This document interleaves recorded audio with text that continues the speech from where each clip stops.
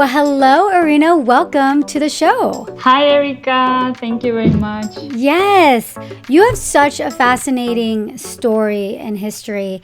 Why don't you share briefly with the audience a little bit about you and then why you ended up on YouTube? Well, the story is a little bit long, but I will try to make it shorter. I'm originally from Ukraine and I moved to Mexico around 10 years ago. And well, my profession changed. I really didn't know what I wanted to do. I studied in civil engineering, and then I understood I want more to be like an artist, actress, model, something like that. And I started in the industry as a TV host.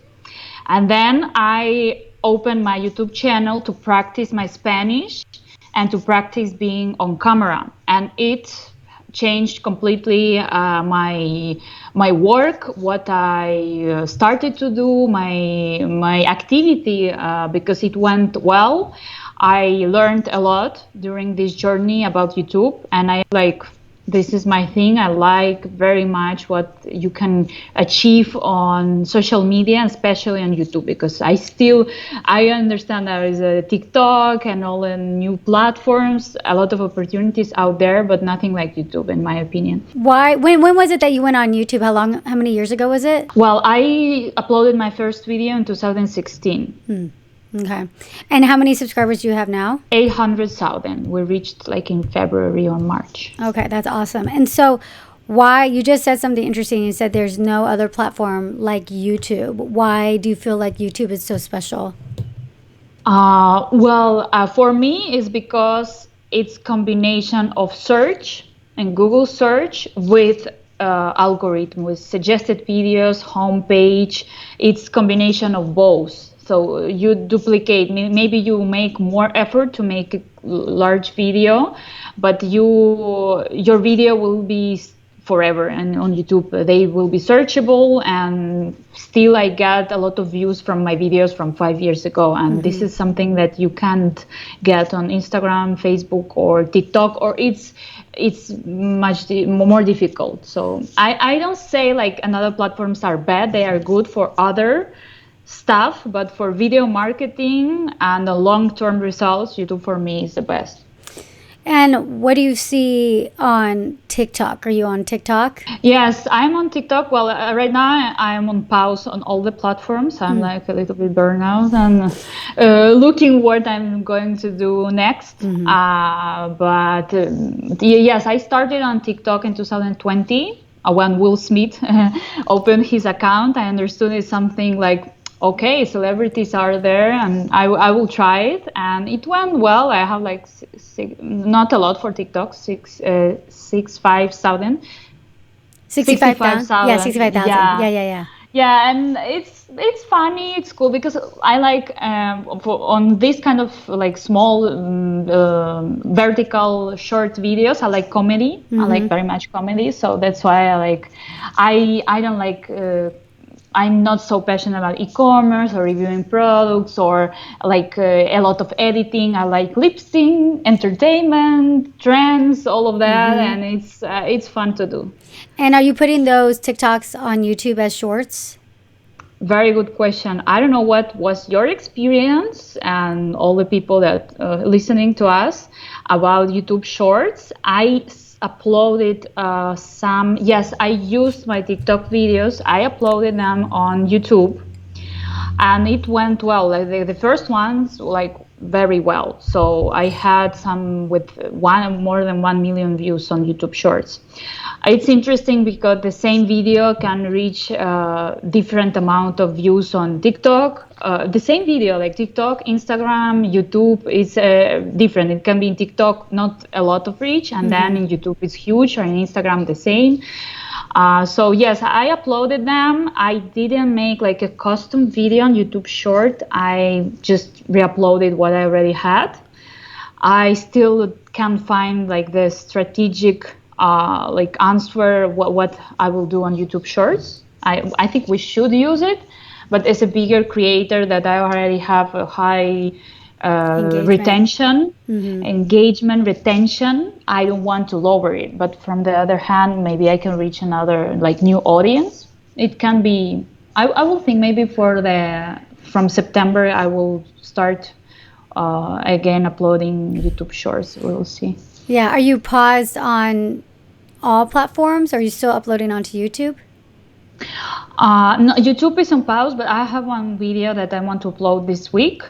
And like for me, my best months are from September to December. This is like my best months for growing and for reaching new audience, for monetization. So maybe I will start uploading again this month. It depends where I will be, because as a lifestyle creator and travel creator, I depends a lot of where I am at the moment, and I have more inspiration in some countries, in some countries less inspiration and less content ideas that I get. So I think I will try to upload from September again.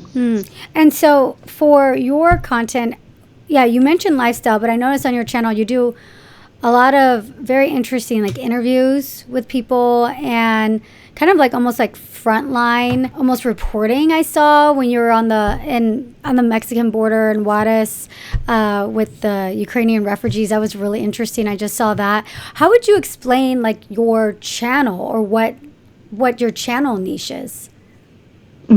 Yes, it's a good question, because I still don't know how to explain in one word, that's why I can't. I always like, maybe I should put like a name for a channel, not my name, but what? It's not Iryna traveling. It's not Iryna lifestyle. It's me. It's like what I do, because I on my channel, as you said, like I have a lot of different videos. I uploaded blogs, travel blogs, sketches, comedies, language tutorials, interviews. I have a lot of different videos, kind of videos. So that's why I can describe my channel as a lifestyle channel, because I upload like it's what I have documentaries also. I have like serious videos that are like Chernobyl, different like serious topics. That's why his channel mostly like what I'm interesting is a Ukrainian that speaking Spanish, and this is my niche as a lifestyle creator. Yes. Yeah. So who would you say then? Because it does seem like it spans in so many different topics. So who would you say that your audience is, or who, like your viewer is? I have different avatars. The main avatar for me would be Mexicans that are in Ukrainian culture and Eastern European culture. I speak a lot about my country and the history. And your channel's in Spanish, which is not everyone maybe knows that. So your channel is in Spanish, yeah. Yeah. And this my audience are interested also in their culture, because Mexico is amazing in terms of culture, traveling, and they are interested to hear about their own country and how other people from other countries, foreigners, see their country. It's a great niche, has been and right now still is, because a lot of foreigners from USA especially, they move to Mexico right now. I found out that 350,000 of Californians moved to Mexico during the pandemic. Yeah, I believe it's crazy. So the cultural connection is strong. So there are a lot of Mexicans that want to see foreigners exploring their country, and a lot of Mexicans outside of Mexico, they still want to see content about their country. And so there is a lot of creators in my niche, and what we do is speaking about Mexico, reacting to Mexico. It's a huge niche. Yeah, definitely. I've worked with a few different channels that were Spanish speaking channels, and there's a lot of opportunity on YouTube in the Spanish speaking market. I've had several people that were going back and forth and deciding if they were going to do an English channel or Spanish channel, and it's like do Spanish all the way, and then they like blew up. In Spanish, in Spanish, yeah. It's crazy, yes, because there are a lot of examples of like trying both English and Spanish is going on. Yeah, and it doesn't work. I don't think it works if you do two languages in one channel.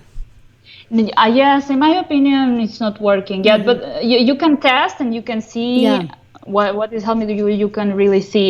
In my opinion, also you can't upload like the same video in different languages, and because the audience will be different. Yeah. And are you, when you look at your analytics, does it look like the vast majority are from Mexico, or are there other Spanish speaking countries that are watching your channel? Or even Yes, right Americans? now I have like 50% Mexican. I don't remember. I have Argentina, Colombia.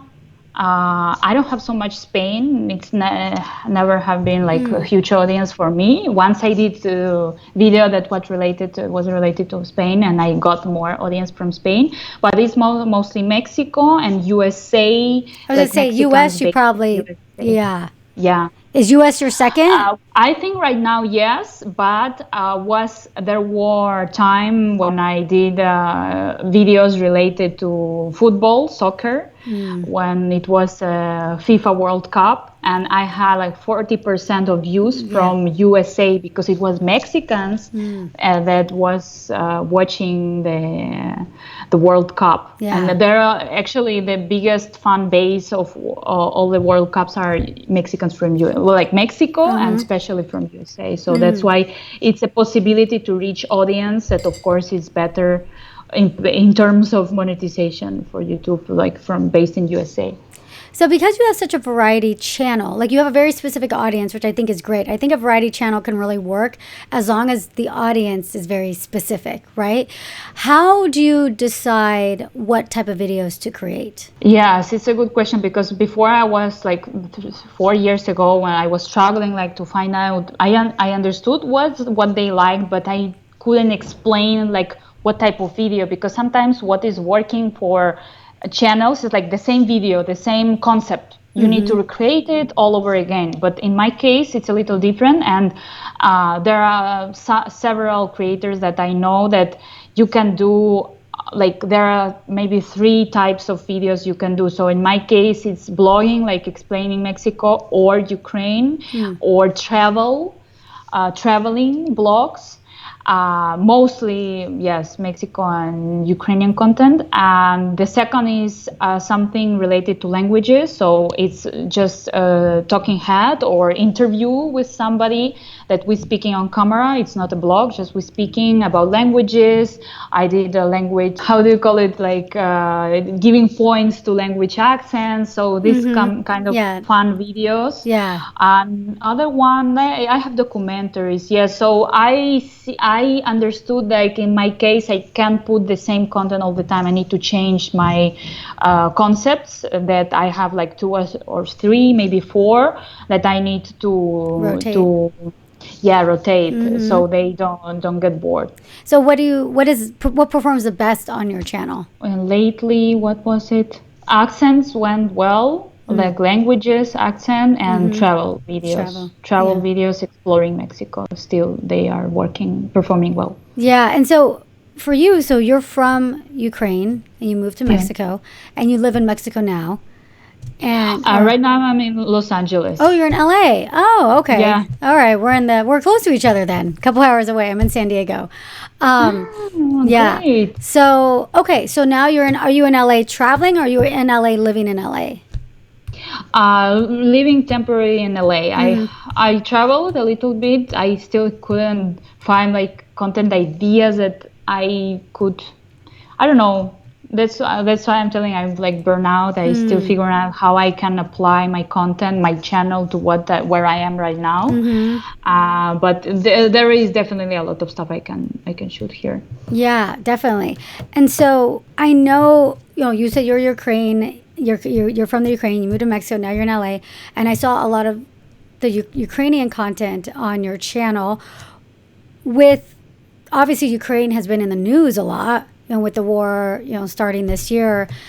Were you always creating Ukrainian content, or did you do more because more people were interested in it because of the war? And did you see that in your audience? Did you see that, with the war, there was a lot more people interested in it, or have you always just had an audience that was interested in the Ukraine? Yeah, like recent 5 months changed a lot. Everything with what was going on with the world. So and it's horrible. And I use my channel to inform. I wasn't thinking at all about the strategy or what are people looking for. I Yeah. was uploading what I thought I people need to know. And actually it harmed my channel in some way, because it's some people, they didn't want to see so much video about the war. There's Mm-hmm. people, they don't watch to see this stuff. They want to inform and they can see the news, but I found out that my channel worked well, like to inform from first hand, like first person. I'm Ukrainian, my family there, and I have a lot of friends there. We inform what is really going on, because there is a lot of propaganda out there. So I use it as a tool. I didn't thought about like news. I will do only Ukrainian content because it's working very well. No, I didn't thought about that. It's actually like first week I was lost, like this emotional situation was Yeah. so bad that I couldn't be on camera. I was doing Instagram lives, Mm-hmm. and I started to upload it also to YouTube and Facebook to get more reach. Your I Instagram lives? Yeah, I Mm-hmm. downloaded Instagram lives and I uploaded them to YouTube. Mm-hmm. Of course, the retention was very low because the video is like 1 hour, 15 Yeah. minutes. I did interviews with lawyers, with specialist journalists that are specialists in this topic, that they could explain what is going on. Mm-hmm. And I used it to inform. So the reach, of course, the impressions was very low, because people in my channel, what they like to see is me, Mm-hmm. and they Yeah. don't like so much interviews. So that's why it's not Yeah. it was not perfect, but I wasn't thinking about the strategy of what's going You just well wanted to or get how the to info. monetize. Yeah, it was because the channel is big, and I understood I need to use it to inform. Mm-hmm. Yeah, that's great. What did you feel like your role was in that? Yes, to inform from the real person about the situation, because we are not news, and me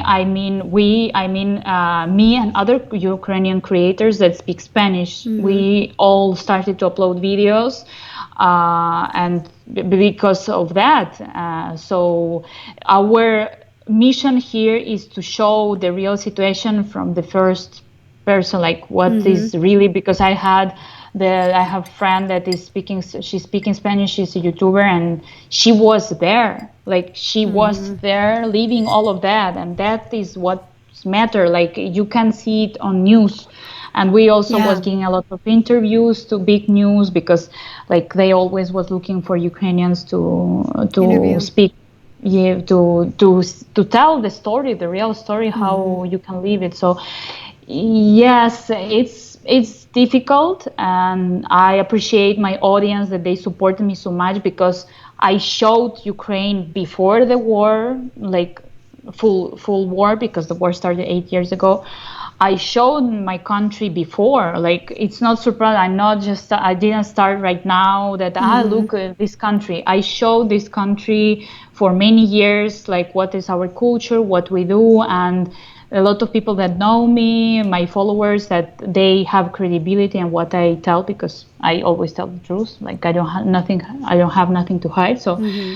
that's why I think it's so important how creators can connect with the audience on more personal level. Yeah. It's not my channel. I try to make content like news content, but it's not working for me. No. Yeah. How come you think that is? Yeah, it's not performing very well, because they want to hear story. In my case, I think that's why. How can I define my niche? I'm storyteller. I Mm-hmm. telling the story. It can be one topic, but I applying what I have lived to the video, and I create a story based on this. Like the last video, I can remember that went very well about the average topic, like my story, how I started studied civil engineering in Ukraine. So I went to Ukraine last year, and I did this video, and it went performed very well, because it was my story, and people wanted to know about this, like Mm-hmm. this serious profession, like how it works there. So that's Yeah. what It's the more video I personal. Yeah. yes, Yeah. it's lifestyle creator blogger Mm-hmm. basically. All right. So we're nearing the end of the interview where I asked everybody the same 10 questions. I think it's 10 questions now. Kind of like rapid fire. So are you ready for that? Yeah. Okay, awesome. First question is, what is your number one struggle with YouTube? Procrastination. Editing. I would say editing. Yeah, yeah. Do you do your own editing? I'm assuming. Yes, I had editors before. Right now, I edit myself, but all my best videos I edit myself. Well, it's not because editors are bad.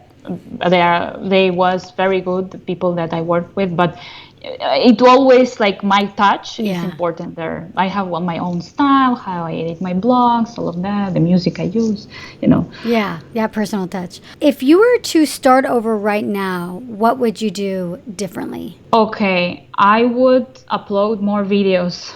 I think because I started very slow, like uploading one video every 2 months, not Oh, working. yeah. And what I would suggest, like for individual creators, influencers that want to use YouTube, it's not performing well, like search. I don't know how to tell the search when you're just starting. If it's for business, I think you need to use search, Yeah. YouTube search, like research the keywords and do videos that people are searching for. But as an influencer, I would try to upload YouTube shorts, like lifestyle videos, and then you will see what you can upload as a longer video. I would definitely will try this feature that is helping a lot of little creators. Yeah, you mean the shorts? Yeah, like YouTube Shorts. I I would. mean, it's better than, like you said, like just uploading once every month or something like that, you know? Yeah, exactly. Yeah. What is your favorite video you've created that's on your YouTube channel? My favorite, well, from the fun videos, I have working in a taco truck in Los Angeles was very fun. I had a lot of fun doing that, and the editing wasn't so difficult for me because I don't know, it was so funny, so entertaining. And then from the serious one, I think my documentaries about Chernobyl tragedy. I have a one about Chernobyl dogs when we made this video with about the association that is helping there. And this one was so difficult to make. I was 5 days editing. I was so exhausted after that. Why was it so hard to But make? I don't know, was so a lot of material, a lot of material, and haven't used everything, and the video was already 17 minutes long, and I just I couldn't build the story, you know. Yeah. As a blogger, I have a lot of material, but the story you are making when you are editing. So I didn't know where to put this, that, and I had a difficult time figuring out like how to edit it better. Yeah. These two videos I like. Yeah. Yeah. Usually the ones that are like you're most passionate about and the hardest work, you just put so much of yourself into them, you know. What is your number one tip for preserving your mental health as a content creator? Okay, I have one tip. For me, it's like separating my image, my public image from me. Because for one time I was like, there was time I was thinking like, I uploading only this video, but it's not wholly me. Like this is not me as a person because I'm very multi everything person. But I have a niche and I need to cover this niche on YouTube. So what you're uploading on social media, it's not you as a person. It's your you are a public figure, it's your public image, and it's just it, like an actor. You, especially if it's not business, if you are an individual creator, don't, and when people are commenting something about you, they're commenting about the person that you are putting on social media. They are not commenting on you. Of course you think they are, and they think they are doing this, but you need to separate your public image and you as a person. It's different. It's your work, it's what you do, and don't take it so personal. I think that's such good advice because I think what happens too is that creators end up tying their self-worth to the success of their channel because they haven't separated that out, right? It's like one and the same, right? They feel like if their video is failing, then they're a failure. And I love how you said just, you know, you're a persona, a personality, it's separate than who you are. And I think that's really good advice. Yeah. Yeah, well, we all struggle of that, yeah, like especially if, as an influencer creator, when you put all your, like, it's not for business. It's not like you sell some stuff and you do video, just reviewing something. I don't say it's like less work, not, but I think it's easier to separate you from what your business, while if you when you compare it from with you as a creator, when Yeah. you blog your life, when you show sometimes your family, when you showing that normal person would not show on social media. Yeah, I so agree. Like, yeah, having a business and like selling some kind of product or something and then talking about it is so different because like you are the product in a way. You know, you are Yeah, you're the product, you're it. So if somebody says something mean about it, it's like they're not just saying something mean about the thing that you created, they're saying something mean about you personally, like you said earlier, yeah. just not taking it all so personally. That's why separate yourself. Yes, exactly. I'm so agree. Yeah, I love that. Have you ever just wanted to give up? What happened there and how did you get back on track? Well, I several times look. I'm like this. I'm person like one day I want one thing, one day I want the only thing stable in my life is my husband for 10 years right now. Yeah. So I every day I want to do another stuff. I want to live in another city, in another country. I moved twice in my life, so I'm like that. I already accepted that I'm like that, and I always have new strategy for content. So I sometimes I have like I will not do videos anymore. The thing is with YouTube, you can stop and you can retake it. Like I think we put a lot of pressure on us. Like you can't stop. I for several years I was like I can't stop. Like I can't. I need to upload at least one video a week. And if I stop, it will be like I will never be back. So maybe right now I took it too easy. I don't upload like for 2 months already. Oh. But I need this like I need time to recover from everything that is happening, and I having a really difficult time to find ideas for content and find strength to do it again. So I right now in the position that I don't say quit, but to make a pause, because I think once you're a YouTuber forever. Like you Yeah. can't leave your channel. It's You will always make there. maybe, yeah, it's always there. And You you're can always upload. getting views. You're still getting views even when you're not uploading. Yeah, exactly. Actually, I got, it's interesting. I got email from YouTube. I participated before in this program for 3 years, YouTube Partner Program, that you get a manager. And I was there from like 2018, 2019, 17, I don't remember exactly, but it was like 2.5 years. And I got email again that I'm qualified to get manager again. So Oh, maybe this will give me another like boost. opportunity. Yeah, exactly, boost to come back. And it's a like one-on-one program. I like it very much that they have this opportunity and all this YouTube support. I like it very much. If you compare Facebook, for example, that they don't have any support. Yeah. Yeah, they do have a lot of creator support with YouTube. I mean, you have to qualify though. It's not everybody gets it.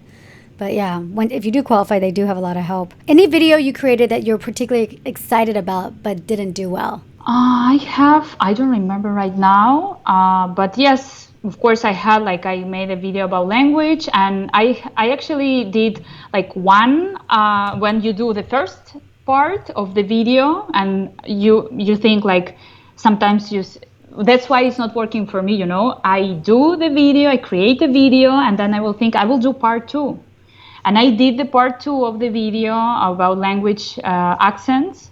And I did it with my sister the second time. It didn't perform well. I was like, why? Oh, Yeah, it was like already confirmed and people was asking for it. So that's why I was like, do the part two, but why didn't you put this accent or that accent? I did the second part, didn't perform well. So you never know. And yeah. sometimes you need to decide in your experience, like if it will perform well or not, based not only on your audience feedback, but what you think would perform, because you never know. Yeah, definitely. What is the biggest opportunity you got as a result of being a content creator? Biggest result? Well, biggest opportunity you got as a result? Opportunity. Yeah. Okay. I think traveling, speaking about the industry, I get to go. I had the opportunity to go to YouTube Space in LA, to YouTube Space in Mexico City, Oh, meet other cool. creators. We was invited also to Las Vegas, YouTube Music, as a part of a YouTube program. I think it's cool that you get this opportunity, like unique opportunity, like in the industry, because as a YouTuber, you as a creator, you value it very much. Yeah. When the platform values your effort. In terms of like my personal goals, I think being a freelancer and have this like freedom to travel and to live in the country you want to live, to move easily. I think it's good to have a YouTube channel, and I'm grateful that I could I didn't stop when I felt like sad, or I didn't want to make any video. Yeah. I didn't stop, and I kept uploading videos, because that's also helped me in the industry as a TV host, because producers saw my YouTube channel and they saw like how I do as a On TV host. camera, And yeah. yeah, and they saw me. So you never know when your video will be seen for other, like other people, Yeah. important people maybe will see your video and how they will react to it. Because there, I think there is still a lot of opportunities on YouTube, because a lot of people will go to TikTok, but not so much people will.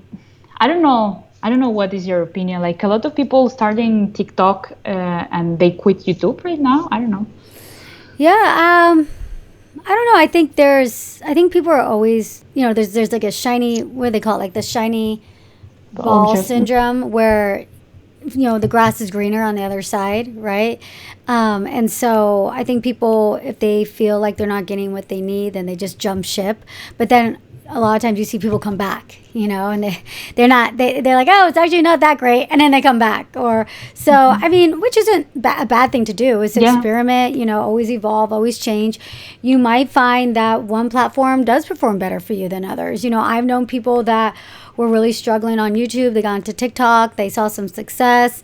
And then I've seen the opposite. I've seen people that like trying to figure out their, what platform to be on. They go to TikTok. They didn't see any success, but then they saw some success on YouTube. Like, I think there's different personality types and creators that really vibe with different platforms. And it's timing, I mean, the last few years, TikTok was a new platform and was really blowing up. But I personally think there's value in every platform, but I think there's nothing as powerful and a long-term career builder as there is to YouTube. Yeah, I agree. Yeah, it's true that it's timing and different person different, and it's not no harm if you start TikTok, you went well, but you also start a YouTube channel. There are Yeah, a lot of content creators on that they both, on see all of them. success on TikTok and they start use this audience to launch a YouTube channel, and it's actually, in my opinion, it's the best. The best strategy right now. Use this short vertical content, maybe upload it to YouTube, experiment, and then send all the audience you have from other platforms to YouTube, and you have this like huge boost of people. The algorithms they Yeah. want you to bring new people to YouTube also. I think there is something really interesting with the short form content of being able to create one piece of content and then repurposing. Whereas I feel like before you couldn't really do that. I mean, you could, but on YouTube with long form, you really couldn't repurpose the whole video. I know a lot of people do it on Facebook, but I know you can kind of chop down pieces of your content and put it on other platforms. But now that YouTube has shorts, it's like for a lot of YouTube creators, they're already on YouTube. Well, it seems like if you're creating a YouTube short, it's like, why not put it on the other platforms, and vice versa? If you're creating TikToks, why not just put it onto YouTube, right? Because you Yeah. just never know. I think there's different audiences on the different platforms. And like you said this early in the interview, some videos just take off on other platforms and some don't. I'm personally experimenting with it myself. Like, I have a TikTok right now that I just started like this month, seriously. And then, same thing. I've had my Instagram forever, my YouTube, but it's like, okay, well, now that I'm creating all these short form content, it's like, well, now here's more short content for YouTube and Instagram Reels. And surprisingly enough, the videos are doing really good on Instagram, which I wasn't expecting, and not as well on TikTok, So I'm like, oh, okay, that was surprising. But it's all a learning curve, and you just kind of figure out where your audience is on each one. And I think it's not a lot more work if you're already creating that short form content to plop it onto YouTube, to plop it onto Instagram for Reels, and then kind of hedge your bets in a way. As creators, like, we all work really, really hard, So it's like, get the most mileage that you can out of your content. Yeah, it's true. Yeah, there is a lot of, as you said, like, you don't know what to do with the long video. And for Facebook, yes, it's like I have 12, 15 videos from YouTube. I need to cut it to put it on Facebook, like 3-5 minutes. I need to put these kind of videos. And this is difficult because you don't know what to purpose. What is the primary content? What is the secondary content? What you repurpose? What you don't use? It's a lot of work. Yes, I agree. But having said all that, I do believe at the end of the day, I still think that long form content is king. I really do. For like longevity, building a really loyal audience, making money, I still feel, I don't think anything beats. Like, I'd much rather have a strong audience on long form content than a strong audience on short form content, because I think you just see more success, like especially financial success. If you have like equal number of subscribers, say you have like an equal subscribers on YouTube as you do like followers on TikTok, or even like, say you happen to, no one does this, but I'm saying, say you happen to have like 2 YouTube channels, one with shorts, one with long form, and you have the exact same number of followers, I'd much rather it be on the long form. I just feel like there's so much more opportunity there. But that's just me and my experience of what I've seen. I mean, who knows? That might change, Yeah, never know. Yeah. It's testing. Everything is testing. I but agree. That's why YouTube is my biggest platform. And I think also in terms of pitching with brands and ads, for YouTube ads, or I don't mean YouTube Google revenue, I mean ad, like the brand that is brand deals, brand deals. YouTube is more expensive. You can charge more for YouTube ad because it's more difficult to make. You have an audience that is more involved, more engaged, and more credibility. So maybe in exchange of doing 10 or no, I don't know, 7 brand deals on Instagram or TikTok, you will do 1 on YouTube, and it's less work. Yeah, it all depends. Also depends on the niche. It does. The niche, the person, the age.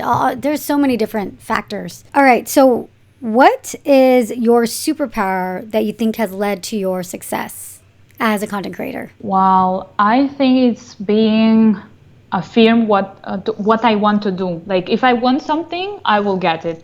I think right now I'm emotionally more unstable. I don't have this strength right now. But I remember when I started, I want 100,000 followers.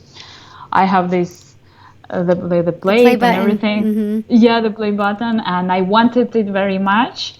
I wanted that, like, I knew that I wanted to grow, and I had this goal, and I was doing everything to get to it. So I hope the next time we will speak, I will get my golden million. plate. Yeah. You're close. You're close. And I need to find the strength. I difficult. I know but you're so close. What are you, like 8 something? Yeah, 800,000. Yeah, you'll get there. What is your number one piece of advice you would tell someone who's just starting out on YouTube? Try different strategies, like test the short videos. Definitely test it, try, and keep uploading. Like, you get to learn.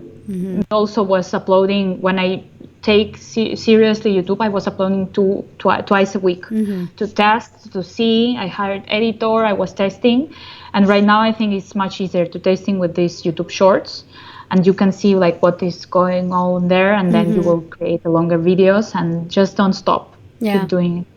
Yeah, every video you create, you get better and better. So yeah. All right. Well, thank you so much, Iryna. It was such a pleasure having you on the show and getting to know you a little bit better. For anybody that isn't familiar with your content, where can they find you? Thank you, Erika. Well, you can find me Iryna Fedchenko, all the platforms. Iryna, Iryna Fedchenko, YouTube, Instagram, my main platforms. If you want to connect closely, I have LinkedIn right now, LinkedIn. And I also coach influencers on how to monetize their social media. You can find me on my webpage. And yes. Awesome. Well, thank you so, so much. It was great. Thank you, Erika. Thank you very much. And thank you, everybody, for listening. Bye. Bye. I hope you enjoyed that interview and you learned a lot from it. Now, if you have a YouTube channel or considering starting a YouTube channel that you're serious about growing and you want the best of the best when it comes to personalized feedback, advice, and up-to-the-minute YouTube strategy, then consider my Zero to Influence YouTube Bootcamp for Women. I have been running this bootcamp since 2018, and we have hundreds upon hundreds of very successful students that have gone through the program. And I can go on and on about the YouTube bootcamp, but I want you to hear it directly from some of the women themselves. I feel so lucky that I got to do Erika's bootcamp. Before I joined the bootcamp, Before joining Erika's bootcamp, my channel was all over the place. I didn't know what I was talking about. I would hear people say that I need to find my why and my voice and my audience and understand my target audience, but I never felt like I really understood what that meant. Erika helped me come up with YouTube video ideas. She helped me with consistency. She helps me to interpret my analytics. I started with 12,000 subscribers and now I have over 50,000 and it is growing rapidly. My channel has grown almost 100,000 subscribers. I definitely wouldn't have gotten to this place in such a short amount of time without Erika's bootcamp. What makes Erika special is that she has been talking to and analyzing YouTube channels for years, and that has given her this bank of knowledge to pull from. I'm constantly asking her questions about YouTube. I'm asking her advice about my YouTube channel. Taking the Zero to Influence YouTube Bootcamp was one of the best decision I could have ever made for myself, for my channel, for my own personal growth as a human being. I could not be happier. I love that it has reinvigorated me in such a beautiful way. So I am so happy that I've joined. You're crazy not to hire her. Get on it. All right.